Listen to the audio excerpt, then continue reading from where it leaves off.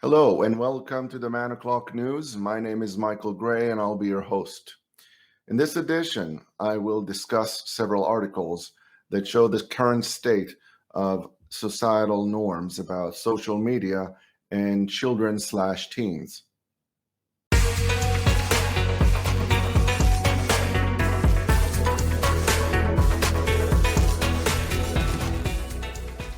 And the first article we are going to read is from Young Black Mind, and it's titled "Are THOTs Winning?" Now, we see a picture of Amber Rose. If you don't know who she is, it's just some sort of glamour model slash actress. This article was written by Regina Glover Johnson. She's an African American history graduate, now teaching high school world history while working on her master's.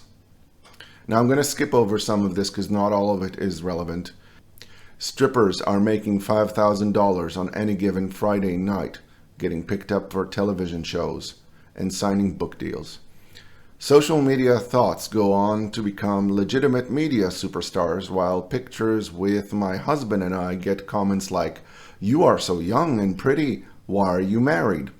And I'm guessing this comment is about, why did you settle down before having all your fun? It's too early, and so on. I guess this woman who's writing this is some sort of conservative. I wanted to explore this phenomena of devaluing all the things we were taught when we were supposed to do in order to be respectable. I am so invested in understanding this because this is very narrow definition of respectability has been socially beat into my subconscious. It has shaped an overwhelming majority of my lifetime investments. But the yield on my investments is much lower than expected. Where's the manager? So I interviewed 20-somethings to find out why THOTing was becoming so desirable. Now I'm going to skip ahead to the first commenter, Kay. She says, "I've been dating my boyfriend for 3 years. I've never been worried about competing with THOTs because I know that what a man wants for the long term is a respectable woman." So you have to understand that a guy that is going to be with 20 different girls and have S with them, but at the end of it all, he is going to come back to the girl who is wife material. For those who are very, very few and rare that are actually looking to become wife material, actually take a part in a partnership, an equal partnership in which both sides work together to create a nuclear family, that is almost gone in 2021. Now I'm skipping forward. THOTs get to leave. They get all the fun parts of a relationship without having to deal with the BS. That's the writer, the woman with the master's degree who's teaching teenagers. Let's see. S, shopping, dates, and friendship. THOTs do not have to stick around for paying the bills, cleaning the bathroom, or getting along with the in-laws.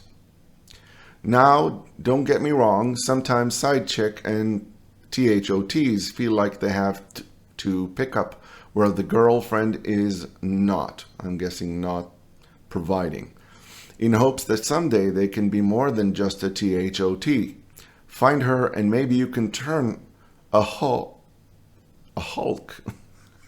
can't say that word, into a housewife, and we all know the saying, you cannot.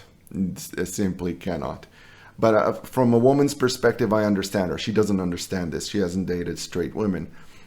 She doesn't see that side of women that is only visible to men. Let's see. Women in committed relationships may figure out that their men are lacking when it is much too late. The perk that THOTs have is they can have their fun with their man, S, money, partying, and they do not have to deal with the realities who that guy is. They get to leave. Again, she sounds like she's complaining. Not very happy. THOTs have low standards. Honestly, this attracts men because they are perfectly compatible with men who often have equally low standards. Since when do THOTs have low standards? Partying, money, ass.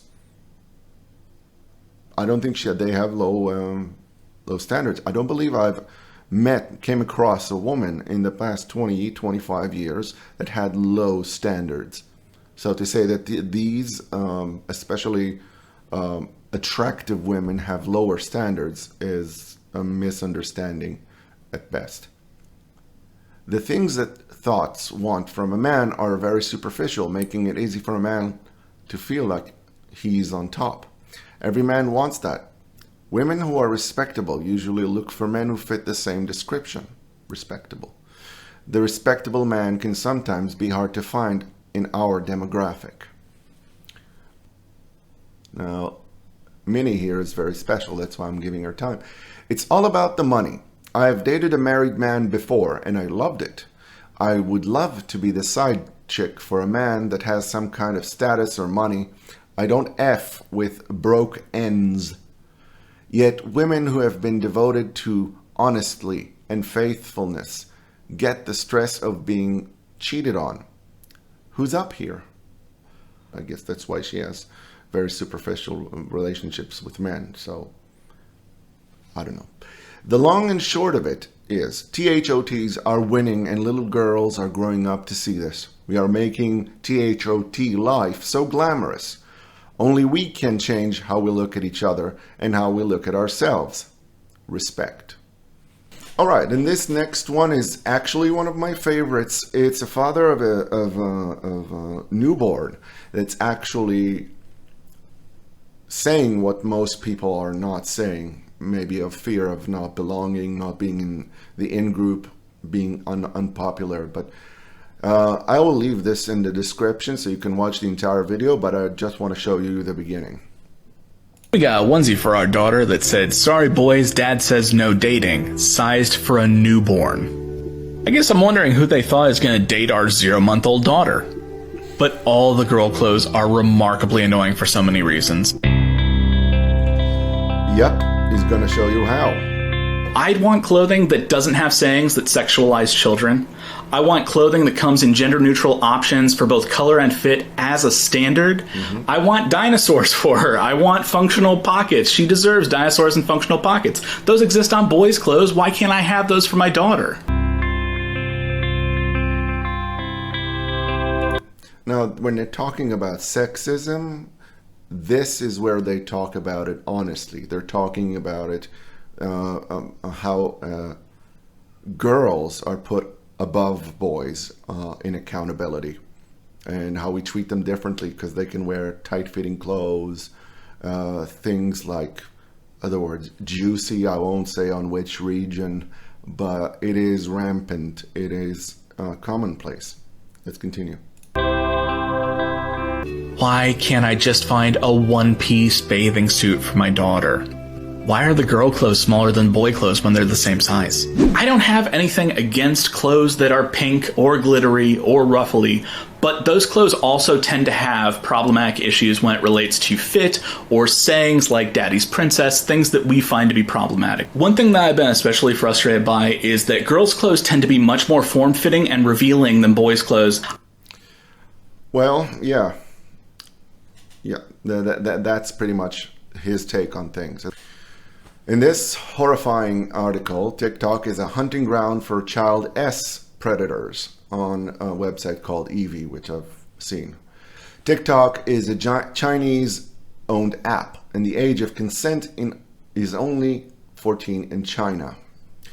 Blogger Minda Sherman took matters into her own hands and was disturbed by the content she discovered in her 11-year-old daughter's TikTok feed.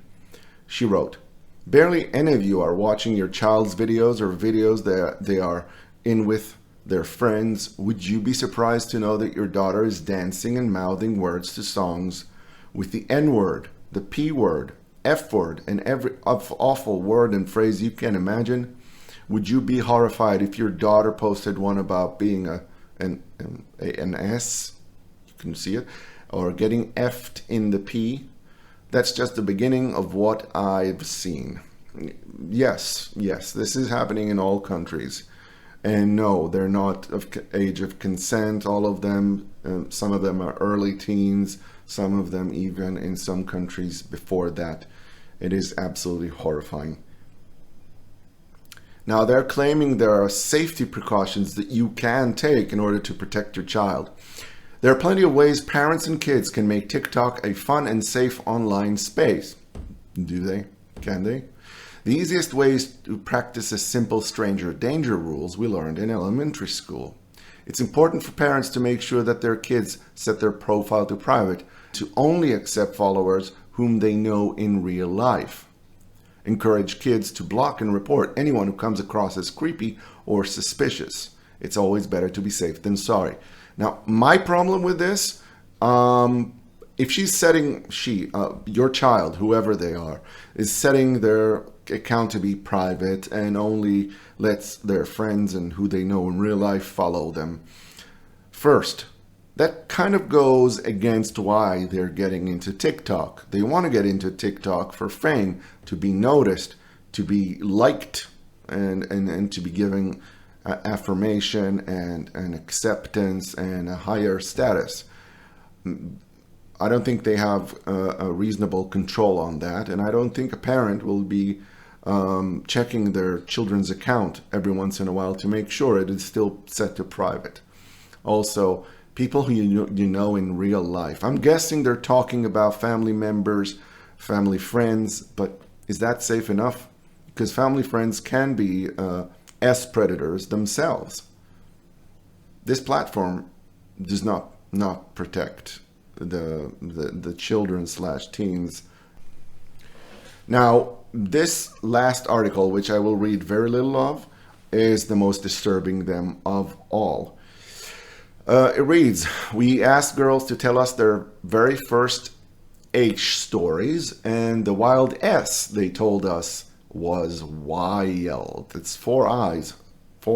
So let's see. I will, of course, skip over some of them that is very uncomfortable for me to read. The woman who wrote this is Caroline Finney. A H doesn't wake up an H one day. We begin learning at a young age. And we all have a first H story, so we asked some babe girls about theirs. Tyla. When I was 14, I went camping with a bunch of classmates. I got drunk off 1 bottle of VK and showed my bobs to about 8 guys. It was the start of something beautiful. I don't know what she means by something beautiful. Maybe she's a stripper somewhere. Morgan. I had a boyfriend in Club Penguin when I was 13 or 14. His name was Chris, and he was purple. Maybe he didn't get enough to breathe. We'd log on every day and hang out. Sled racing was our thing. It ended when I ghosted him because I got bored of the game. But I like to imagine he still remembers me as the one who got away. Merciless. They don't care who they hurt. They just want the adoration. They want to think of themselves as highly valued daddy's little princesses. Let's go on. Let's see what Jess has to say. In 7th grade, I used to pull my thong strings above my pants anytime I had to get up in front of the class. I think this is enough. Those 2 lines are enough. I'm not going to read the entire thing, but just to understand how shocking this is. When I was in 5th grade, I would, and I'm not going to continue, you guys can check it. It's just horrifying. The scene was Appel Farm Arts Camp, circa 2007. It was my first time making out with a boy, and I rolled over onto some berries that had fallen out of a tree onto the grass. The kid felt me up, so basically just palmed my flat sternum. My mom saw the purple stains on the back of my white shirt when I got home, and through a little interrogation, I confessed the whole ordeal to her like I was Mary F. Magdalene. He still slides into my direct messages on occasion. It's nice to know in this ever-changing world, I can still count on his unsolicited D-pics, even after all these years. Heartwarming. Gentlemen, this is true romance. True romance. They made out once, and to this day, he sends her pictures of his male member. I mean, you can't get more charming than this. I'm holding back the tears. And that's what we get. This video is meant for not just fathers and mothers, just also for brothers. Do you have a younger sister? Does she play with her phone a lot while the room is closed? You can hear music and stuff. When I was a kid, this was no sign of alarm. But sadly, today, you can't tell. So the solution is more parenting, not less parenting. So as always, thank you for watching. Like, subscribe, share, and a comment. I would love to get your input.